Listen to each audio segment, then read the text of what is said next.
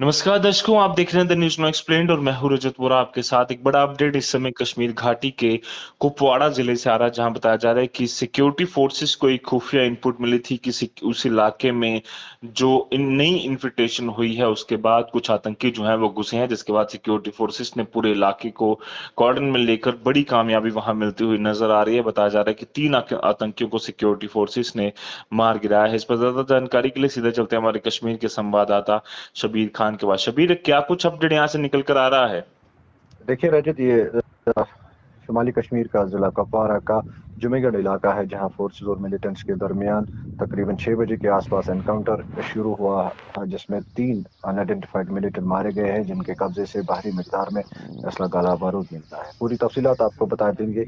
जुमेगढ़ इलाका है, ये कुपवारा का इलाका है। वहाँ पे जो है फोर्सेस को एक मुसद्दिका इत्तला मिली थी कि नई इन्फिल्ट्रेशन हुई है, जो कुछ लोग मिलिटेंट्स जो है वो घाटी में दाखिल होने में कामयाब हुए। उसी बीच फोर्सेस ने पूरे इलाके को कॉर्डन ऑफ किया और मिलिटेंट की तलाश शुरू की। फोर्सेस मिलिटेंट्स को ढूंढ रही, तभी मिलिटेंटों ने फोर्सेस पर गोलियां चलाई।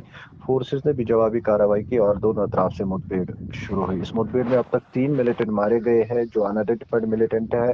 और कहीं ना कहीं सूत्रों के अगर माने तो कहा जाता है कि ये तीनों मिलिटेंट हाल ही में जो है इन्फिल्ट्रेट करके इस इलाके में घुस आए थे। तो फोर्सेस को इनकी पनप लगी, तभी फोर्सेस ने और जो है एरिया में कोऑर्डिनेट सर्च ऑपरेशन लॉन्च किया। तो मिलिटेंटों ने फोर्सेस पर फायरिंग की, फोर्सेस ने भी जवाबी कार्रवाई की और दोनों तरफ से मुठभेड़ शुरू हुई थी और ये तीनों मिलिटेंट मारे गए हैं और उनके कब्जे से भारी मिकदार में असला गोला बारूद मिला है। और कहा जाता है कि तीनों का ताल्लुक लश्कर तैयबा के साथ है। रजत।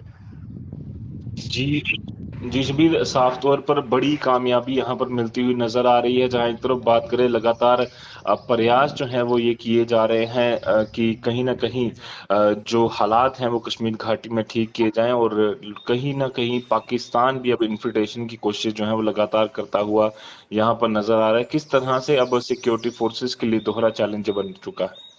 देखिए रजत, अगर देखा जाए कि नॉर्थ कश्मीर की अगर हम बात करेंगे, नॉर्थ कश्मीर में ये पिछले 24 घंटों में दूसरा एनकाउंटर है। अगर आपको याद होगा, कल भी हमें एनकाउंटर को मिला है बारामूला के शाकवारा इलाके में, जो मिलिटेंट्स और फोर्सेस के दरमियान मुख्तसर सा एनकाउंटर हुआ, जिसमें जैश ए मोहम्मद के 3 पाकिस्तानी मिलिटेंट मारे गए हैं और कहीं ना कहीं उसमें एक पुलिस एहलकार भी मारा गया था। और अगर देखा जाए कि नॉर्थ कश्मीर में एक बार फिर जो है मिलिटेंट्स की गतिविधियां एक बार फिर देखने को मिल रही है। इन्फिल्ट्रेशन की आपने बात की है, पहाड़ों पे जो बर्फ पिघल चुकी है और कहीं ना कहीं लगातार ये जो है कयास किया जा रहा था कि जो लॉन्चिंग पैड उस पे मिलिटेंट्स बैठे हैं, कम से कम जो उससे पहले हमने अपडेट दिया था, लगातार हम अपने दर्शकों तक जो है ये खबरें पहुंचा रहे हैं।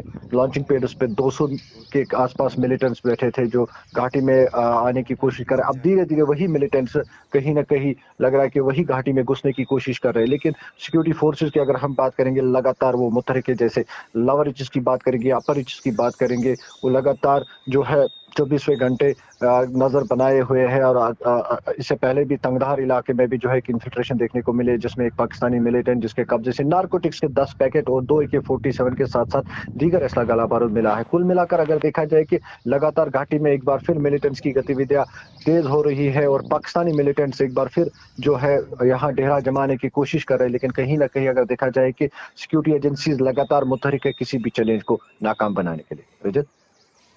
जी धन्यवाद शबीर, पूरी जानकारी के लिए। इससे जुड़ा कुछ और अपडेट हो तो जरूर साझा कीजिएगा। जी।